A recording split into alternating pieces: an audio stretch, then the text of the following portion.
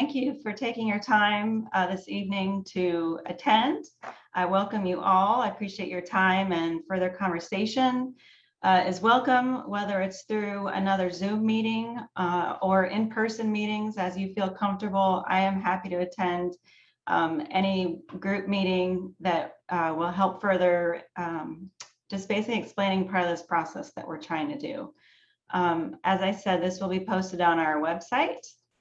But I do want to, again, reiterate that we're here to talk about two main goals, and these are proposed city ordinance amendments. One is to define the thresholds of construction that constitutes partial demolition for historic structures throughout the city, not just HP zones, but throughout the city. Second, adding HARB and/or city staff design review authority for projects that are associated with partial demolition of those historic structures throughout the city. Again, that design review component would be new, but it would only apply to buildings that are going through the partial demolition review process, and as proposed, limited to only historically designated structures. And what I'd like to do for the moment is share my screen and show you the city website, because I want you all to feel comfortable where you can find information related to these changes that we're proposing. So right now you should see our city website. Thumbs up. You're seeing city website? Good. All right, so it's just our homepage. And if you just want to type in, let's see, historic, what did I suggest? Historic preservation updates. And the first one on the list is architectural and demolition guidelines updates.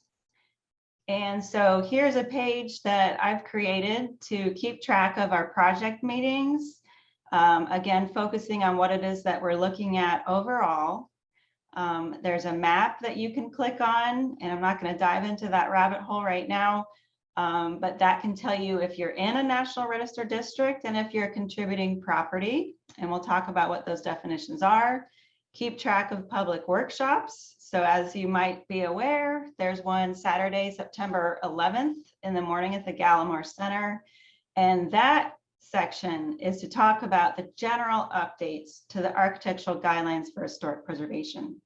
They haven't really been comprehensively updated since the 80s when they were written. We've done some policy changes and some formatting changes, but it hasn't been updated to address the recent past of architecture.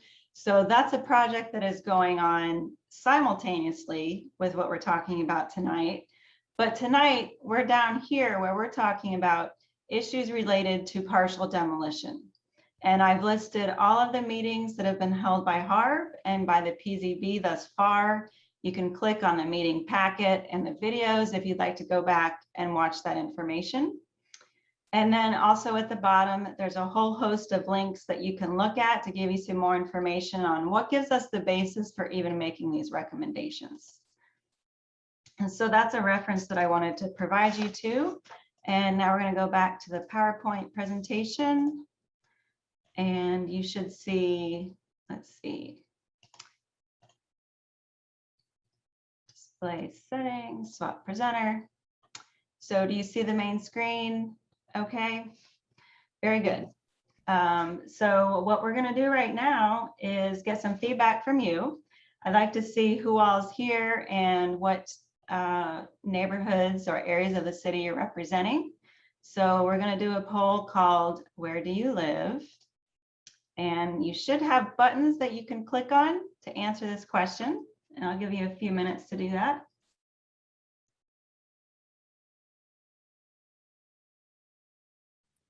Where do you want us to answer? I'm not, put it in chat or where? I don't think the poll is up yet, Jenny. The poll, okay. Let me try it again. Bear with me. I am learning new things.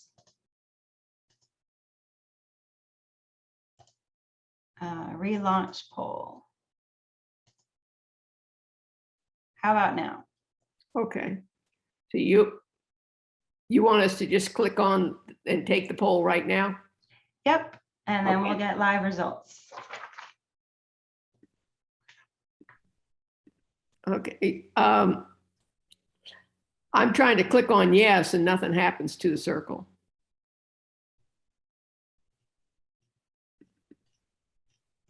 Oh, is that because, did you make me a host? I made you a Okay. panelist. Okay, that's why I can't vote, I guess. We just have you on as a troubleshooter, Melinda. Okay.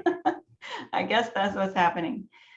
All right, so I'm going to end the poll because we've got everyone participated. We've only got 10 people on here. So you should see the results. Looks like most of you know that you live in a historic area. And where do you live? We've got people from Lincolnville, Lighthouse Park, and Fullerwood, and Old City South. Fantastic.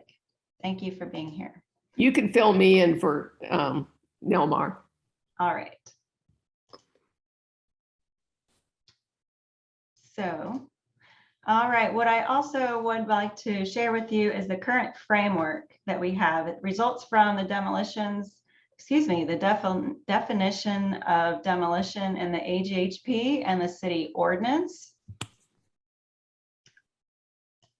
And our historic preservation staff has been reviewing more permits as a result of our historic preservation master plan. So we've been working more closely with our permitting staff. And as a result of that process, we've been seeing a lot of things that might constitute as partial demolition, but our architectural guidelines and our ordinance has this one phrase that says similar major features. So it's not really thorough in describing features. It just says features such as porches, balconies, and similar major features. So we're not really clear on what that is. And so part of the process today is a test of our community's tolerance for preservation regulations that promote the preservation of historic building envelope beyond the HP districts. And so I'd like to ask another poll at this time to see what you think about historic buildings. We are going to launch, let's see, the first one. What is a historic property?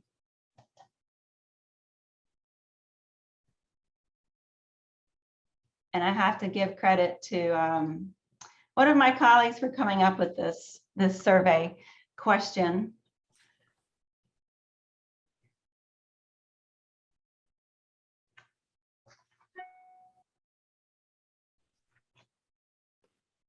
All right, so we've got nearly everybody participated. Nancy, I'm sorry, I just got an email from Nancy Pelletier wanting to get in. So I'm going to see if I can send her. I've sent everyone the link, but I'm going to try to send her the link again. So. Okay, go ahead and do that. That would be great, Melinda. Thank you. All right, so as you can see, all of you said all of the above, that's what makes a historic property. Actually, there's more to that story. So I'm going to give you another question that's going to fine tune that a little bit more. And we're going to look at what is a historic property, round 2.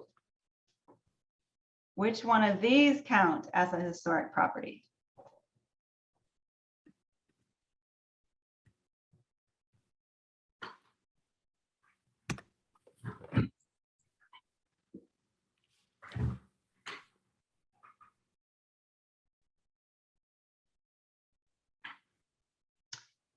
All right, so winner, winner, chicken dinner. Y'all were much more accurate on this poll. On the previous poll, I'll show you the results here. The previous poll, the answer was none of the above. So what defines a historic property is what's in our code. And as it says in here, as utilized herein, the term historical landmark shall mean, et cetera, et cetera, et cetera, as defined. And so those are the structures that we are looking at. So let's learn a little bit more tonight about historic properties. And I know one of the first questions that you're going to ask is, how do I find out if my property will be affected? And we have several resources to help you answer these questions. One is a story map, and the other is the actual link to the National Register nomination forms. And as always, you can contact us if you have specific questions about your property. But this is an interactive GIS map that's available through our website. It's kind of embedded in the city's historic preservation website. So you can always search for it, but I'm just going to save time and go directly to it. So right now, are you all seeing this map? Thumbs up. Okay. So you can see our National Register districts outlined in blue. And over here is a legend. And you can zoom in, and it's going to give you more information as you zoom in. So all of these gold properties are considered contributing properties to that National Register district, or they are individually listed. If you keep zooming in, you're going to see the actual address. And then you also can see the local landmarks, which we know are down here is the Wisteria Cottage and the old record building. And if we zoom back out. Are you actually zooming in things? Because I'm just seeing a static screen. It's fine if you're just explaining it, but are you actually doing the zooming? I was actually zooming. Okay. Thank you for letting me know. But in short, that information is available on our website. And so you'll be able to go back and look at that information. And would you repeat again what that's under? Because I was trying to get Nancy into the meeting. The link is down here. If you search historic preservation, let's see if I can highlight it. Historic preservation updates on the city homepage. Right. If you search in there, you're going to eventually get to this page. And I don't expect you to remember all of this specific thing, but that's the landing page you're going to get to. Okay. And what you were saying is if you zoom in on, that's showing each of our historic preservation neighborhoods. And if you zoom in, you can actually click on your house and see if it's a contributing factor. Exactly. Okay. And so again, where is all this coming from? As I stated earlier, there is a basis for giving us some enabling initiatives. We know that once you develop a comprehensive plan, it doesn't become law. Once we developed our historic preservation master plan, it didn't become law. That's the thing that we're working on right now, is dealing with those recommendations. So there are 5 particular items that came out of our comprehensive plan and our historic preservation master plan that is really giving us the impetus to suggest these changes. And so that's what we are trying to move on and develop some community response to see that if we're interested in taking these on and making them part of our actual development codes. Just to reiterate, I know that a lot of you were a part of developing our historic preservation master plan, and it created a lot of great ideas. We had a lot of great community feedback, but it still doesn't mean that that's going to become law. And so I can't emphasize more that if you all want to see this carried out, we really need you to tell your commissioners, come to the board meetings and let them know that this matters and that you do support these initiatives. If you don't, that's obviously your right to do as well. We want to hear how it's affecting you, and there will be opportunities to participate. But otherwise, it's just going to be a book sitting on a shelf, because the city's not going to come top down and force these changes on the community if it's not wanted. So we went through a major process working with HARB to figure out how we should address partial demolition. I'm not going to go through all of this here, but it has been leading up to several years. And eventually we got to the conclusion that we want to look at the 5 critical elements of the historic building envelope. That was a way that we could simplify it instead of trying to get down to, do we want to look at a certain percentage of a historic building? Is it just the, porches? How do we really define what partial demolition is? And we said, look, there's 5 critical things. It's the roof, the windows, appurtenances, meaning porches, balconies, chimneys, exterior features like siding, and the foundations. And as a reminder, the local historic preservation zoning districts represent less than 500 buildings It's really concentrated in just this area of the city. Can't see my little, there it is. I don't know if you can see where I'm trying to point out, but it is basically the colonial city, south of the Castillo, north of the cemetery, and east and west between the Bayfront and Cordova. However, the entire city is subject to demolition review. So only that small area has design review, but the entire city, all of the structures that are 50 years old and older are subject to demolition review. And incidentally, the National Register districts that you see here represent only about 20% of buildings in the city. So what we were trying to say is that instead of looking at demolition throughout the whole city, let's look at demolition and just partial demolition in just these concentrated areas where we know we have historic structures. So that is the focus of the proposed amendments. And just to put that context side by side, we're going to show you some of the things that are in our existing ordinance and are in the proposed ordinance. First of all, oh, I have to click here. There we go. I'll use my arrow. So our existing ordinance defines demolition in a way that leaves room for interpretation. In the proposed ordinance, we're actually going to spell out what a contributing property is. We're going to spell out exterior building renovations. We're going to talk about what facade is. We're going to talk about those 5 critical elements and material deficiencies and what historic integrity means.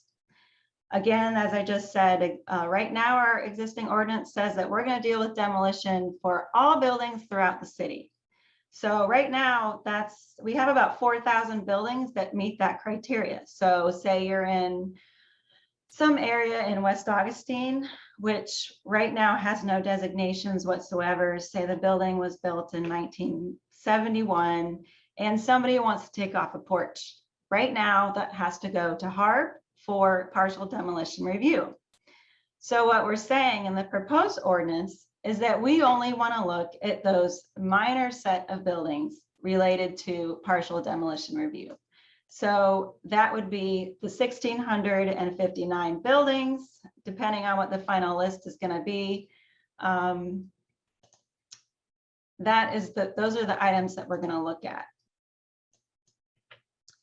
Also, right now, the requirements section includes language allowing HARB to review replacement design when it's related to partial demolition.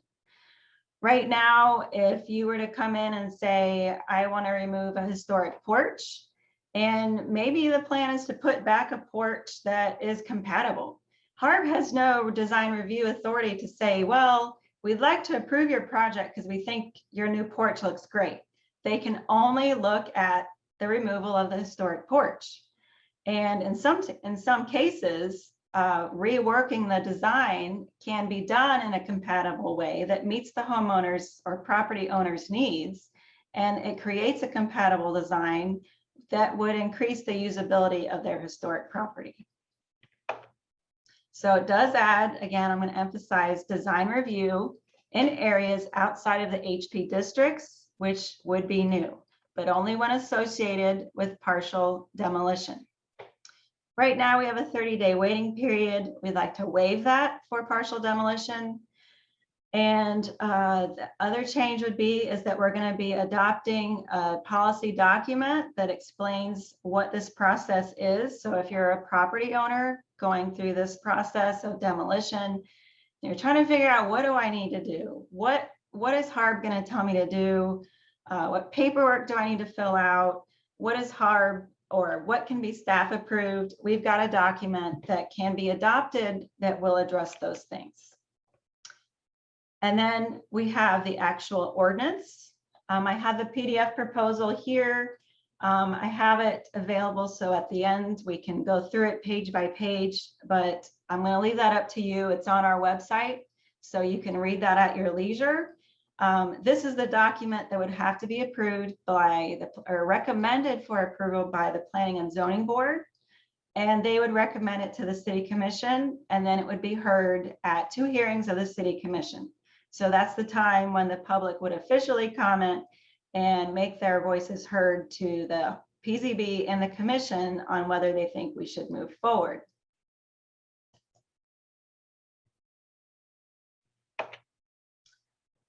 So we're currently evaluating the number of demolitions across the city, so we'll have updated numbers everywhere. I've been just kind of keeping track informally of Lincolnville because it's been one that we've noticed has been more significantly impacted. So what we can see already is that there's a loss of historic structures. All of these red ones that are on the map have been demolished. And the rule of thumb is that in order to have a historic property, you need to have at least 50% of the buildings considered contributing. So if we go beyond that, below that threshold, then the whole district can be threatened and it could lose its status as being a historic district. And so consider other factors. If we don't have historic properties, we don't have heritage tourism. We had a study done by Place Economics, which is nationally recognized, that found that our heritage tourism dollars equates to about $2.9 billion in the city. That's a huge number. And they showed a correlation. As you lose historic buildings, you're going to lose heritage visitors. It's not all visitors, it's just heritage visitors. But they do tend to prove that heritage visitors spend more time in a community. They're more interested in visiting historic properties. And so overall, they can have a larger economic benefit. Also, if you're a historic property right now and you create so many alterations that it's no longer historic, you're only a temporary steward of that building. In the future, some owner could come along and maybe they, would want a historic home. Well, if it's lost its historic status, if it's no longer a district, they're not eligible for grants or tax incentives to help actually keep it looking historic. So remember, we're just here for a limited amount of time, and we want to be stewards of these buildings for the future.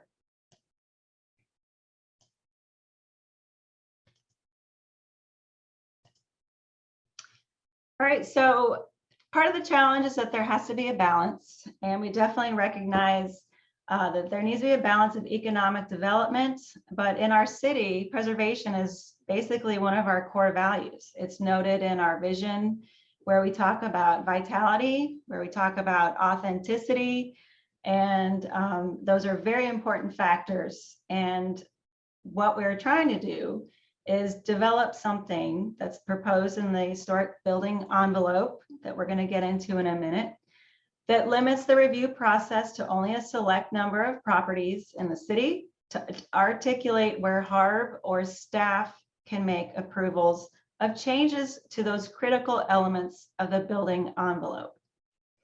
Also, we're adding an incentive, the historic preservation property tax exemption. If you want to do a rehab, it's something that you can use, and we will actually do more to help you through that process. A lot of people feel kind of put off by that. In fact, Teresa Siegel shared with me the numbers on her savings of her property. It actually reduced her annual property taxes by about $2,500 at 127 Oneida Street. They did use that tax benefit, and they were able to save a lot on their annual property taxes. So that's something that we can talk to you more about individually, but I do want to let you know that that is something that is available, and that we're going to try to increase the ability of staff resources to do a lot of that paperwork for you and going through this process as a thank you for doing the right thing. The other thing I want to point out is that historic preservation has been ongoing in this country since 1966. In St. Augustine, it's actually been going on since 1967. So we've been there a long time. And in order to maintain our historic authenticity, we really have to actively undertake measures to keep our historic designations if this is a recognized community value. So to that end, I have some visual exercises to go through to help you understand what it means when we are talking about the historic building envelope.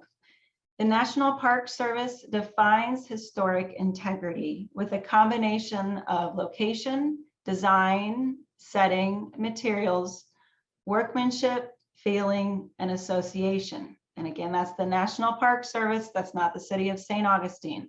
Those are the federal standards for considering whether a property is historic and worthy of significance. So the building envelope is generally the whole of the exterior building that we can see. And among these photos of a historic building on the very left, you can see the same structure that's been altered on the right and a new structure that's below.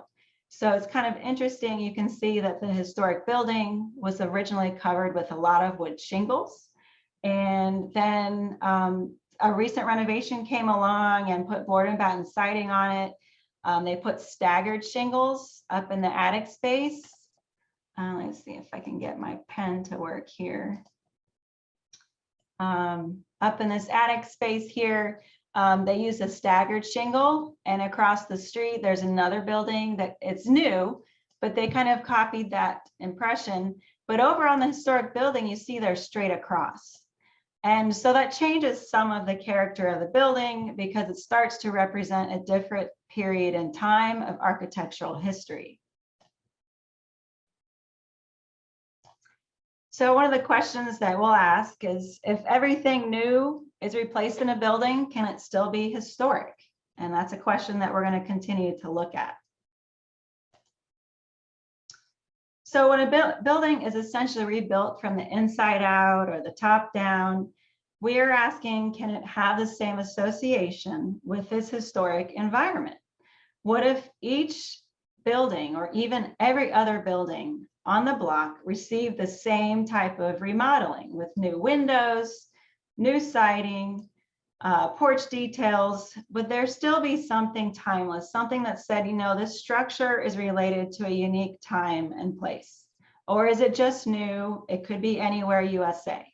So this is the piece of the puzzle that we really are trying to tackle with partial demolition. It does not change our approach to full demolition or the due process that's afforded to applicant for any application. So you always still have those due process rights. It says that we want to promote the compatible repair and replacement of historic features when they do need to be demolished.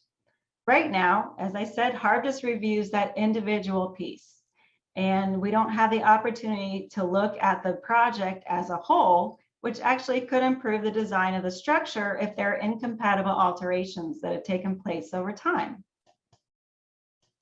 Jenny, can you explain what the three photographs are representing here as far as your talk? Yeah, these are the same building. The building on the left is the property as it looked when it was surveyed in the 1980s.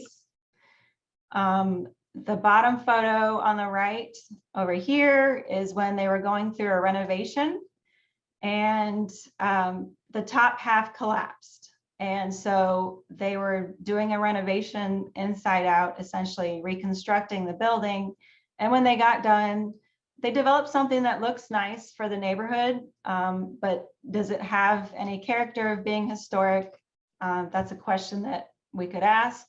Would it contribute to a district, or is it essentially a new building? If it's a new building, then it's not old and it's not considered contributing to a district. So we have some more examples of these. There are many cases where buildings have evolved over time, and sometimes they've evolved historically over time, and those changes are significant. But there are some times when there are changes that essentially happen overnight, and it just happens all at once. So demolitions are not currently subject to a review process that evaluates how the replacement materials and design will affect the character of the building. And we're not saying that we don't want partial demolition. We're just recognizing that there is a best practices when you're dealing with historic buildings to do compatible repair and replacement of materials where feasible. We have two examples, before and afters. The two buildings on the top are the same, and the two buildings on the bottom are the same. Obviously, they needed work. No one's going to doubt that. But when you look at the integrity of the building, and you can notice even the shape of the porch of this building on the left, it's different. They added some space, so it kind of took away some of that original character. Some of the balustrades are more Victorian. You're going to have different windows, and you're going to have to meet the flooding requirements. So those are all a given. But we just think there might be more ways that we can encourage compatible development.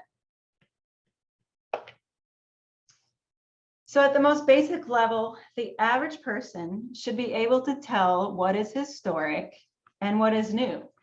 And we should be able to understand and feel like we're in a unique sense of time and place because it's attributed to a historic resource. So when all evidence of time and that natural patina or details in the pattern are slowly or quickly altered, the buildings, as I said, can become anywhere USA. So the goal is to be able to distinguish a historic building from a new building. So let's do another poll. I'm going to see what you think about some specific demolition review considerations. So I'm going to launch a poll here.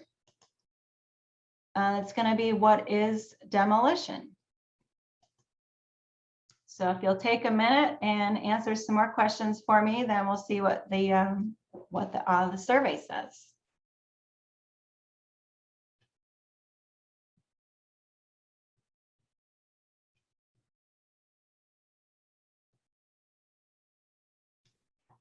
I'm a little frustrated. I can't answer anything. I'm sorry. I thought I had it set up so that the presenters could, the panelists could participate. That's my bad. This is the first time I've really done a webinar like this. So note for next time, which I hope there is a next time, because I'd like to get more than 10 people on a call. But I think this is a good introduction, and I appreciate your time.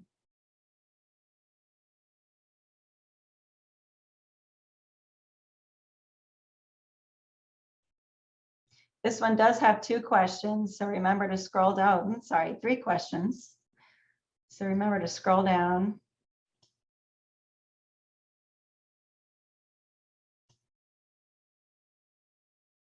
And it looks like some people were unsure about the first question, but it looks like the second question we have 100% answered. So let's look at the results. So let's see. A lot of you liked looking at 50% or more of the building. So that's interesting to use that as a benchmark. Glad that nobody said never. And what materials are important? You could have picked more than one. So it looks like folks think that everything is pretty much important. So that gives us a good guidance. And yes, I'm glad that you all think that your neighborhoods have unique character. We certainly think they do. That's why we're here every day doing our jobs. Thank you. All right, let's go on. A little more about the why you have these examples before us. Well, I thought they'd be self-explanatory, but as I was saying, that we want to be able to tell the difference between historic buildings and new construction. So these on the top, we can all recognize as being on Osceola Street, the little workers' cottages, part of Abbott Tract. They recently went through a major rehabilitation. They weren't in great shape to start with, so obviously they needed new roofs. They didn't have historic windows left, so putting in replacement windows wasn't a problem. But could there have been more to create some kind of authenticity back to their original character? Maybe so. The photos on the bottom, one is a historic building and one is not a historic building. I kind of already gave away the one on the left in the previous slide because I was talking about these shingles up here, kind of being a little bit of a different application on a new building, but it's trying to harken back to some kind of historic quality. And this building on the right is a historic building that underwent a full rehabilitation without any design review. And so we would ask, maybe with it, would you be able to tell whether or not this was a historic building? I don't know if you want to go ahead and put in the chat. Do we have a chat box?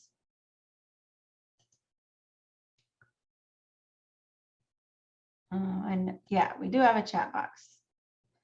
Go ahead and put in there. Let me know if on the bottom picture, if you think the bottom right picture looks historic to you or if it looks new. Bottom right or left? The one that's on the right. Okay.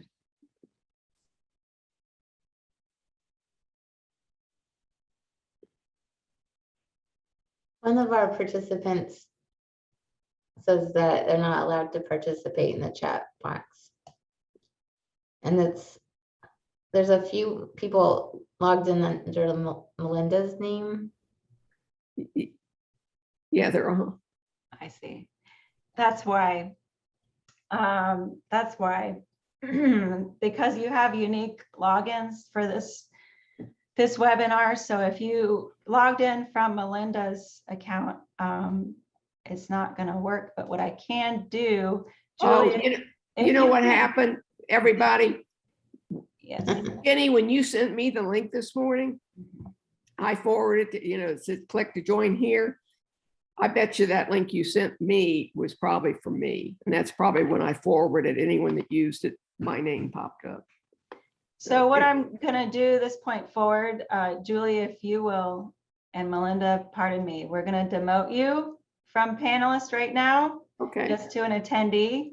And that should fix you and the rest of you who've logged in under Melinda.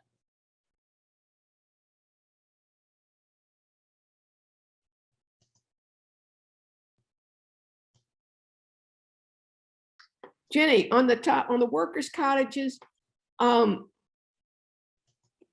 was the, I don't want to call it gingerbread on the porch because it really isn't gingerbread, but I can't tell. Or there's a little bit of trim on the top of the.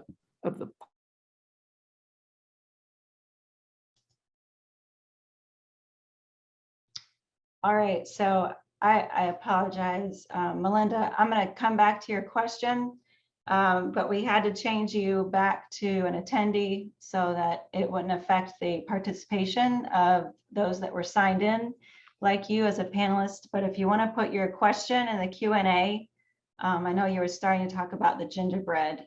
Put your question in the Q&A, and then we'll circle back to it. And for anyone else that has questions that you want us to make sure we come back to, feel free to keep that Q&A. It is just going to keep populating, and we'll come back and answer your questions. So I'm just going to roll on just for the sake of time to make sure that we get through this and get to some discussion, because I'm really anxious to hear what you all might have to say.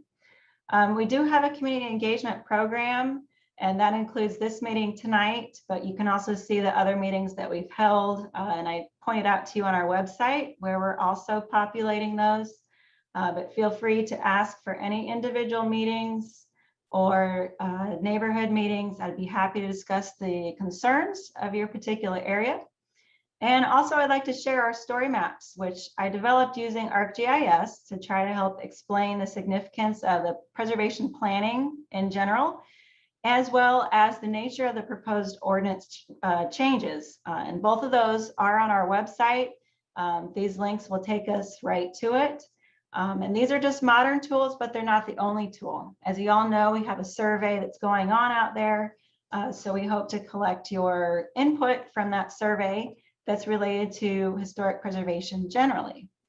If I were to click on should be able to click on the link here.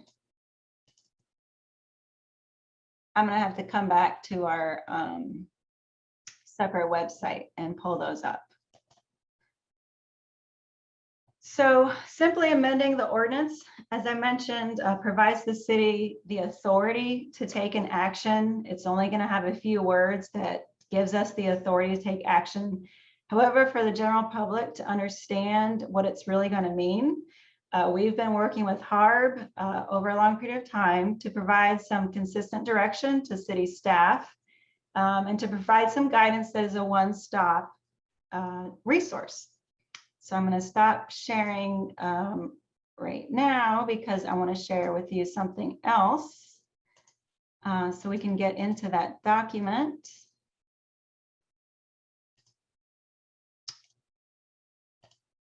Okay. And do you see the exterior building renovations for historic properties document? Okay. All right. And I saw we had a raised hand. I just want to make sure there isn't a problem. If you're having a technical problem, if you'll put it in the Q&A area so that Julie can monitor that and see if something that we need to address immediately. But I just want to briefly go through with you this document. It's also going to be posted on our website. It is posted rather on our website. But this is what is going to guide us as staff and help you as a property owner to figure out, one, if you're a local landmark, what is the National Register or a contributing structure. So it's going to go through the what and the why again of what we're doing, which we've already talked about. Also the National Register districts, so you can see again where those are. This is the home I was referring to that used the property tax exemption program. So they were able to reduce their taxable value by almost $150,000. So they're already up to saving $2,000 annually on their property taxes just this year. But to get into the meat of the thing, remember going back to those 5 critical elements of the building envelope. One of them was the roof. So we have a page that talks about what roof types are. And then we also say which parts will, here's my highlighter, what HARB's approval is going to be based on when they look at your project. Skipped ahead, I'm sorry. And then it's also going to say what historic preservation staff will have the ability to review. And I just want to emphasize, if you're doing full replacement of an asphalt shingle roof, as staff, we're still going to be able to approve the full replacement of your roof. That's not going to change. If you're replacing it with a compatible material, that's not going to change. It's only if you are doing an exterior feature that's been on there more than 50 years and you want to remove a decorative feature that's visible from a right-of-way, if you want to change the configuration, shape, or pitch, which is why we have these examples showing up here, the different types of roofs and their pitches. Or if you have a unique building material, say you have a clay tile roof and you want to scrape that off and put on an asphalt shingle roof. Well, the Secretary of Interior Standards says that roofs are a significant part of your building material and should be preserved. And so in our historic districts, those 1,600 buildings, these are the things we want to focus on. I won't go through each and every one, but the second one is windows. So it talks about what are the windows and what's important. It talks about if you're going to remove and change your window materials, components, or operational direction, and on their facades visible from the right-of-way, that's going to require HARB review. That's going to constitute partial demolition. Or if you're going to remove 50% or more of the windows, historic windows in your building, whether they're visible or not. And then we talk about what HARB approval will be based on. If you're going to use aluminum clad wood window that has those nice exterior profiles that match what you have in the building now, you're going to have an increased chance of getting approval. If you come in with a window that looks nothing like what was there, then you might not get approved for that. But if you're doing it the right way, you also have the benefit of saying, well, maybe I want to use that historic preservation tax exemption. So that's something to keep in mind. So there are different types of windows. This is an example here where you can see the change of a window that had 4 lights, 1, 2, 3, 4 over 1. That's what we call 4 over 1. And they went to a 1 over 1. And so that's an architectural detail that overall in a building would change the character from the streetscape. So that's what we're wanting to look at. Exterior finishes, different types of shingle patterns. As I was mentioning earlier, we were looking at buildings that had staggered shingles, but normally there are a lot of buildings that traditionally use coursed, so straight types of shingles. Those can change the character of a building. We give pictorial examples, appurtenances, porches, balconies, stoops, loggias. Those are important. We do on this type want to give an exception to projects that are resulting from a flood mitigation project. So there is some flexibility built into it because we recognize that that's going to happen a lot, and we want to help people improve their building for flood resiliency. And we're also going to be coming out by the end of the month or middle of next month with flood mitigation design best practices. I don't have it right handy, but we're going to have a booklet that has designs of different types of structures.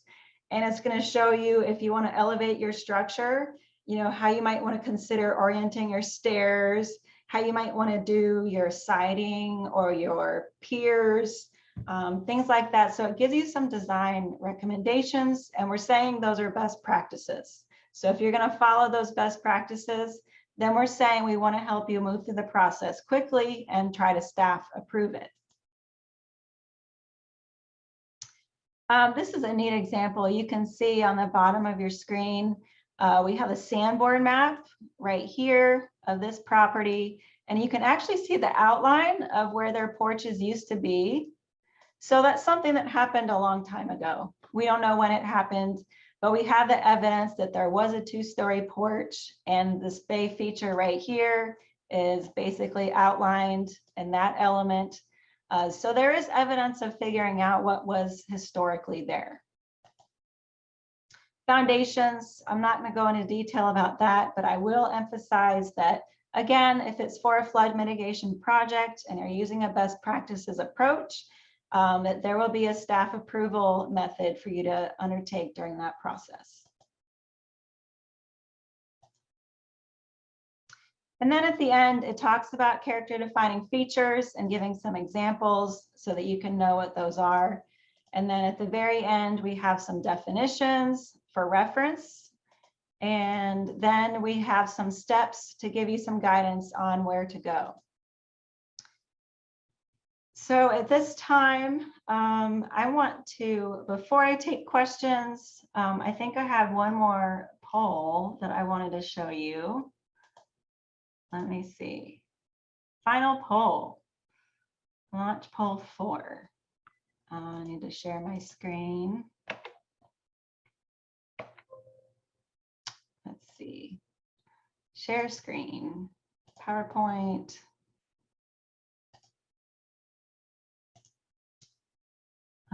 Let's see, the final poll was poll 4. So we kind of wanted to gauge your support. Can you all see this poll? I know I've changed the background PowerPoint, but is the support gauge poll coming up?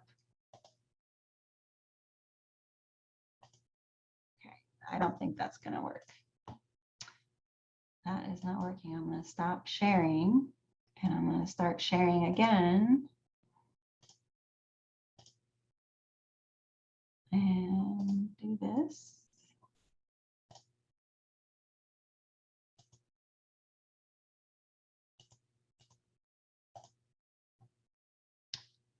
And we're going to go back to the end. We've come a long way. Bear with me. I appreciate it. If it doesn't work, I'll give up on it. Yeah, another poll has started. Okay, it's not going to let me do that. So I'm going to conclude and I'm going to go into questions. I can, if you want, go through the story maps that we have on our website, but in the essence of interest of time, I'm going to let you do that on your own. If I can, I'll try to take the names or emails from those that attended and email you directly to that page. But again, if you just search at the homepage, Historic Preservation Updates, it's going to take you to that AGHP and demolition update page, and you should find our story map on that page. If you want me to go through it, I'm happy to do that, but I'd like to kind of switch gears now and get into some questions. So if anyone has questions, raise your hand. In fact, I can probably, if you all would like, I can upgrade all of you to a panelist. And that's going to bring us to a typical Zoom scenario. So you can choose to turn on your video and choose to turn on your audio.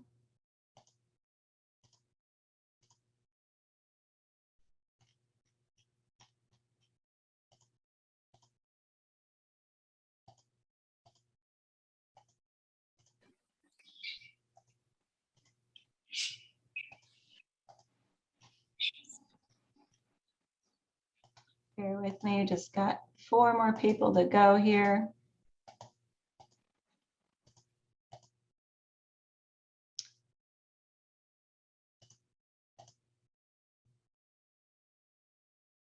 All right.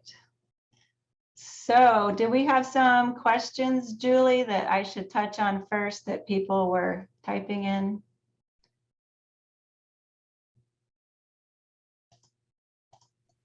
I don't see any questions in the question and answer box. Okay. There are 2 panelists or 2 folks that are still in attendee mode, and I've asked to promote 2 panelists and it's not working. So if you are wanting to speak, raise your hand and we'll try to get that figured out. So what do y'all think based upon what you've seen? I'd like to get your feedback on if you think we're headed in the right direction, if you see some major obstacles, if you are a historic property owner, you know, whether or not you would support this going forward. And I'll just open the floor. And if you would just kindly try to remember some rules of trying to be considerate and making sure we're not speaking over each other, but also trying to give as many people as possible an opportunity to speak. Can you hear me? Yes. Okay, this is Dee Dee Stein. So it's my understanding that really the only neighborhoods that would be affected are the ones that are National Historic District neighborhoods. So Lighthouse Park never has gotten that designation. So we really, this neighborhood wouldn't be affected by any of the decisions. That's correct. The only way it could be is if I did know at one point there was some recent interest in trying to get designated. So at that point, it could affect you. But right now, there are no local landmarks. There's no historic district. So you would just be subject to the typical full building demolition review process. Okay, I do like the idea. I've lived here since 1968 and I've seen the town change a lot and for the better than it will over the years. So I think it's a great idea to have more oversight. Thank you for that feedback.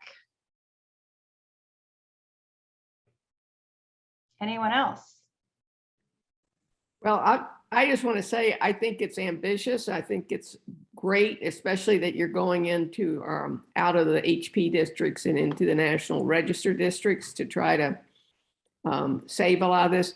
I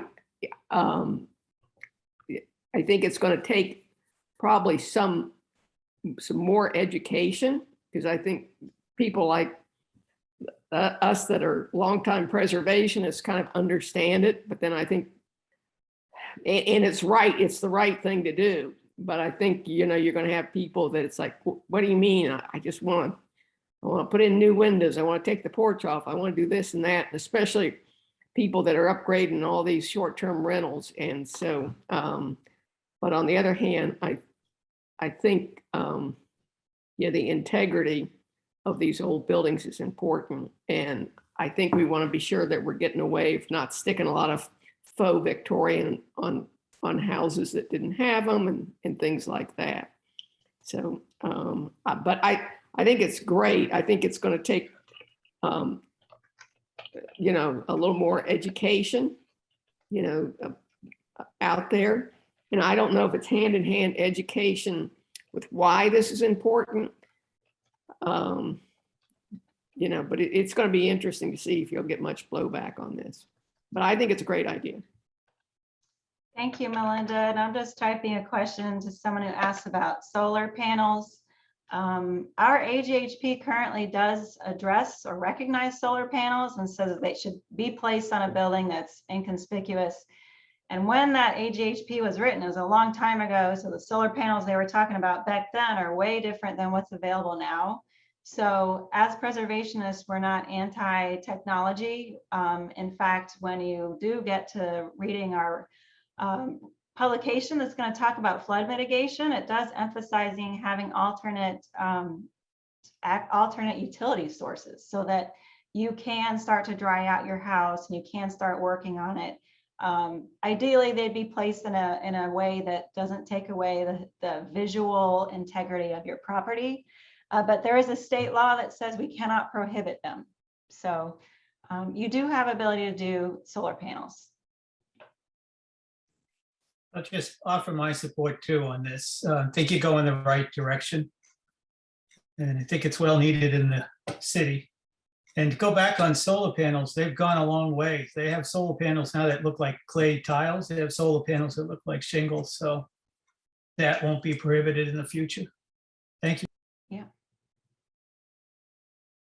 Thank you. Any other comments, input?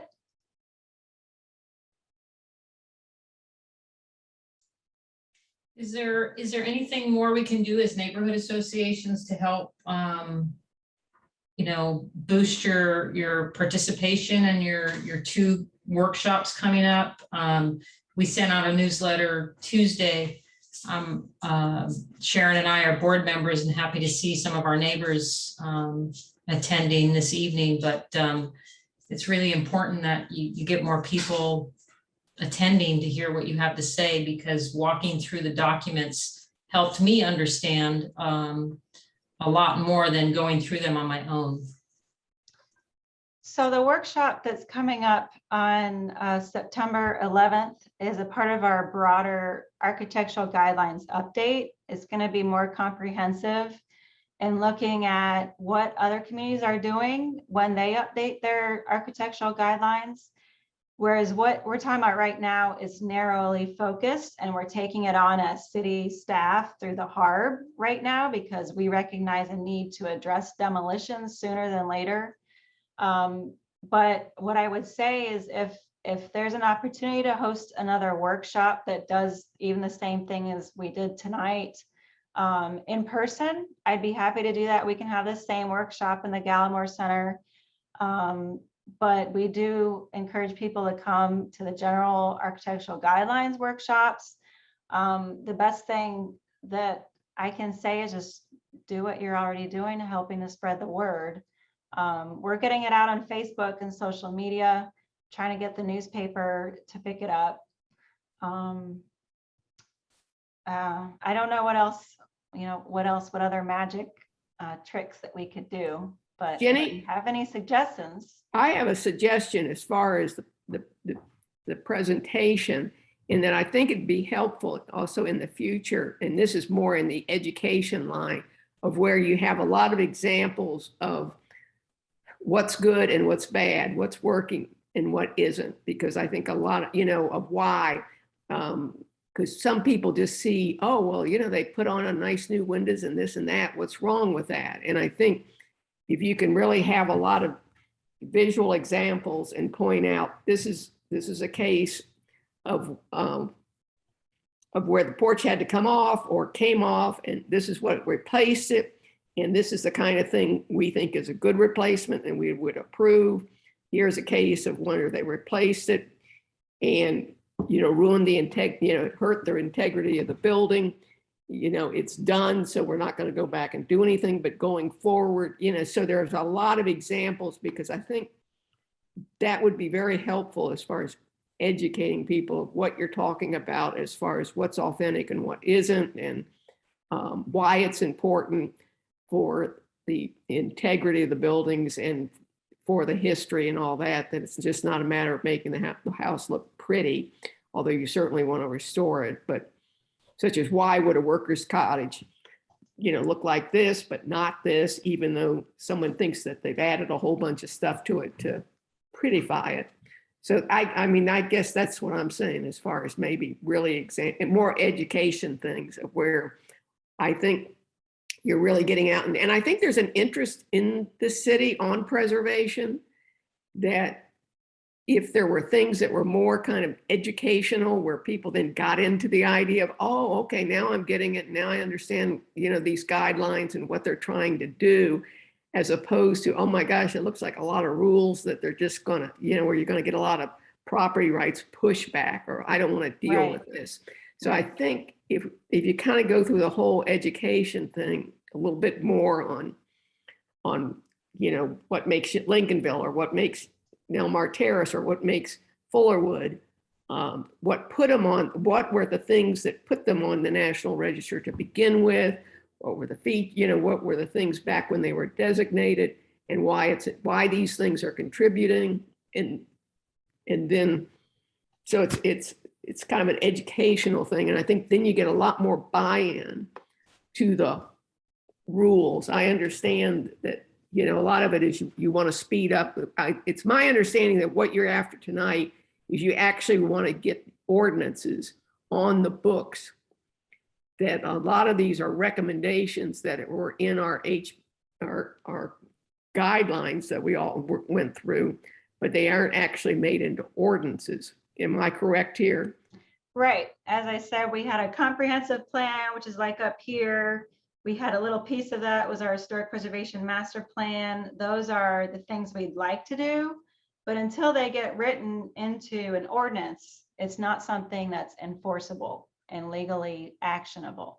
So that's what we're doing right now. So what you're doing right now is trying to take a piece, Trying which to take is a small on demolition of, and it's my understanding that to try to make it easier on staff, that instead of saying absolutely every building within the city limits that's over 50 years old has to come before, and instead concentrate more, take that effort and put it more onto partial demolition of all these contributing buildings that are not only over 50 years old, but are Right.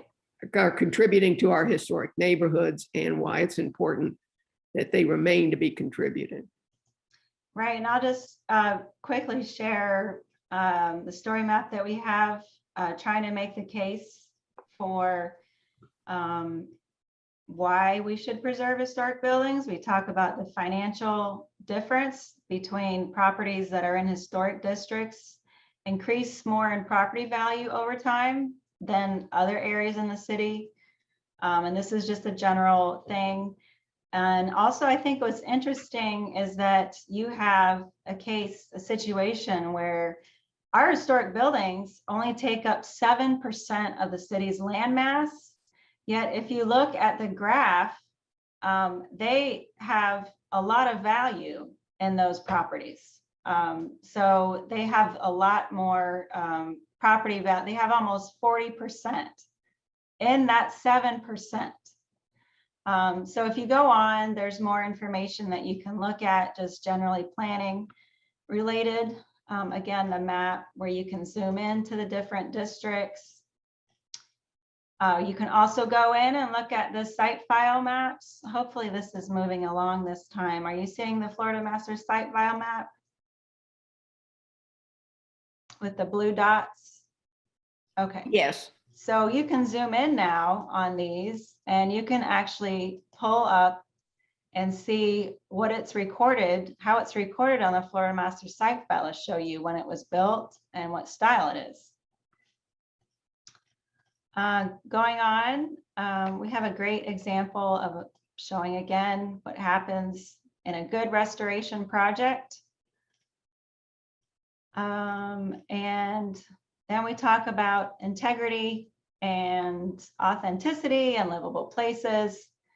And then if I were to show you our other story map that we have, it's more specific to the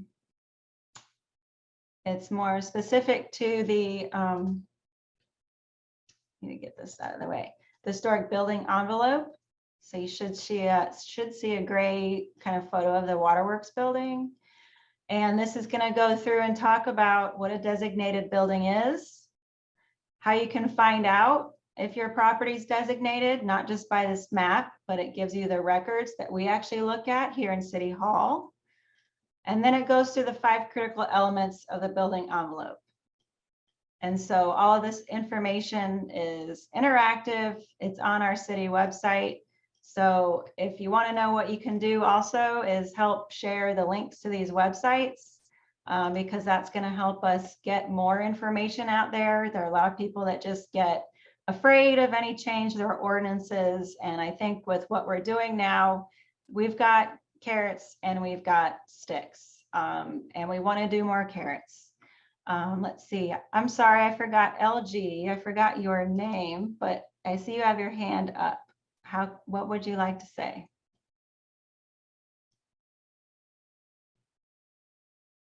Hi. Can you hear me? Yes, ma'am. Okay. I sent some questions, but Dr. Haling's house in Lincolnville, the roof is carcinogenic. It's one of your old style roofs. Are you talking about the dental clinic or the 2.5-story building? The 2.5-story brown building. Okay. Gentleman who owns it lives in Manhattan. And it's, you know, a $40,000 project for him to even think about doing anything with that roof. So he's not going to do it, from what I understand from sources that are real. But the fact that that roof is old and the fact that it's carcinogenic, what do you do in that case? How is he supposed to fix that? Or the next person who maybe buys that house is supposed to fix that? Because again, that's historic, but it's sort of unrealistic considering that it's full of asbestos. Well, being that it's historic alone doesn't prohibit anyone from making changes to their roof. The challenge is with asbestos, whether it's a historic building or not, is that you have to follow, whether it's state or national procedures. No, in there's guidelines. hazardous abatement. And Right. as long as it's not friable, asbestos is not supposed to be a hazard. It's actually one of the best fire retardant materials. Where it becomes hazardous is when it starts crumbling and flaking off and becomes airborne. So that's a problem. And if somebody wants to replace their roof, they do have to go through an extra process of hazardous material abatement. That's something where if they were to do enough work, it might be valuable to seek out that property tax exemption program. If it's owner occupied, you can go through in Lincolnville the Fix It Up program, which will give you $20,000 toward a project, but you have to be income limited and you have to be owner occupied. I understand that. Yeah, But so there are. that's not the case here. Mhm. And that's not the case with buildings that are in disrepair because either landlords don't take care of them, or the fact that, you know, there's a house on DeHaven Street that is totally falling. I mean, it's fallen down. And, you know, they haven't fixed it up. And I don't know whether they're willing to or not. There's a house on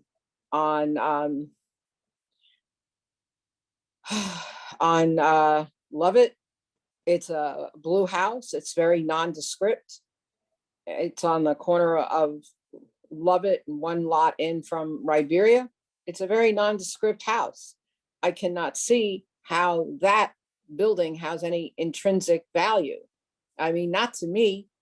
And I have background in art and architecture and design, but it's a house that was built in maybe the 60s, maybe the 50s, but even still, it really has no, it's not a Victorian, is what I'm going to say.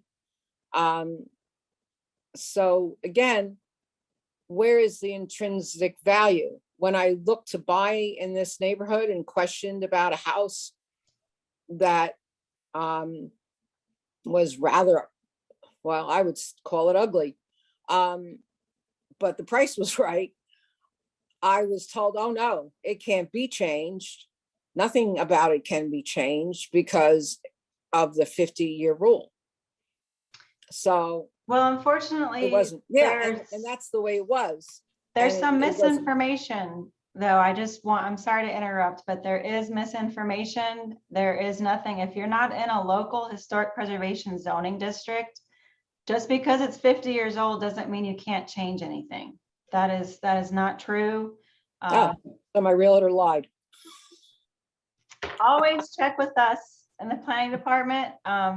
You know, Well, you don't know about you guys when you're first looking to go and into a community. I wish I had on, but that's not, obviously, it didn't happen. And you don't know that. You rely or you trust, hopefully, the people that are supposedly trustworthy, but they're not necessarily. So there you go. also Lesson keep in learned. mind that we don't just look at architectural value, especially with buildings in the recent past in St. Augustine and in Lincolnville in particular. We are studying to see which ones have significance associated with the civil rights movement. They don't have to be pretty, but they might have some historical association that we don't know about, and it may not be important to us because we weren't here to know about that. We may not be connected to it, but we do need to be respectful of the communities who do have long time associations with it and find out if there are any cultural associations. Then there may not be, and it may be something that maybe it should be demolished. We're not Well- saying save everything. If something has historic value other than the architecture, then yes, of course it should be saved because someone stayed there. There were meetings held there. There were all kinds of things going on in this community and other parts of this country too. But that's, and I understand your point. I absolutely do. And I agree with your point. I absolutely do. But there's structures here that, again, no one takes care of, and there's no way to get them to upgrade the building, and they let it fall into disrepair. So that's a problem. And you bring a horse to water, you can't make it drink. We're So gonna try, our challenge at the city is to try to develop some more incentive programs. And because we can't just do, well, let's call in code enforcement, because if code enforcement wins, then the city has to take on the job, then we have to lien the property, and that's not necessarily the best solution either. So we do have a lot of work to do. I appreciate everyone's participation and your comments. You have my email address. In fact, I will, yeah, because you were all on the email chain. Feel free to contact me. I welcome doing any more presentations with your neighborhood associations or any other groups. But I think I'd like to go ahead and wrap it up. I know Melinda needs to leave, and they're going to lock the doors here in City Hall pretty soon. So again, thank you all for spending some time with us this evening. And I really look forward to speaking with you more on it and having your support. Thank you, Jenny. And also, I think it looks like there's a lot of good tools on your website that if we play around with them, we'll learn a lot more too. So Yep. thank you for all that work. You're welcome. All right. Good night. Thank you.